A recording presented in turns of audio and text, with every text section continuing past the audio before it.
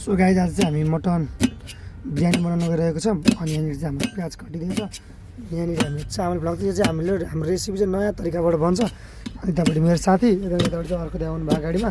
So म यतापट्टि छु। सो आजको रेसिपीको कुकम्यान चाहिँ म है। अनि हेरौँ हाम्रो मटन करी आज कस्तो बन्छ। Mutton curry mutton biryani. So अहिले चाहिँ प्याज काट्दैछौँ अनि यतापट्टि हाम्रो खसीको मासु पनि रेडी छ, लसुन ससुन छ। सो हेरौँ है त अहिले प्याज काटिँदैछ।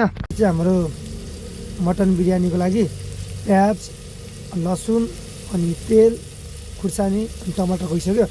अब यसलाई चाहिँ मजाले एकछिन चलाउने हामी मस्त चलाउँछौँ होइन, नुनसुन हालेर। अनि प्याज गलिसकेपछि अनि मासु हाल्छौँ। हेर्दै गरौँ है त हाम्रो चाहिँ अलिक नयाँ छुट्टै तरिकाले पकाएर हामीले चाहिँ मैले चाहिँ यहाँनिर हाम्रो मासु हालिसकेँ होइन। हाम्रो भन्नाले नि खसीको मासु। यसो खसीको मासु यतातिर छ है। अब भुट्दैछु एकछिन। अब मसला हाल्ने बेला भएन, एकछिन मसला हाल्छु। एकछिनपछि म चाहिँ मटन बिरयानीमा मसला ससला मैले हाल्छु कि अब एकछिन मजाले भुट्छु। अनि अलिकति पाकिसकेपछि अनि त्यसपछि म चामल हाल्छु है त्यसमा। सो हाम्रो मटन बिरयानी चाहिँ रेडी भएछ गाइस। हाम्रो मासु चाहिँ यहाँ भुटेर पाकिसक्यो होइन।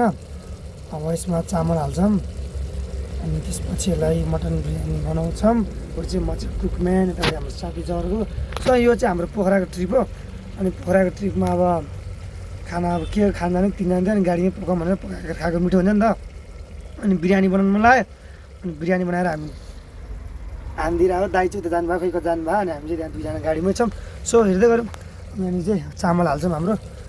यही नै भइसक्यो यो चाहिँ।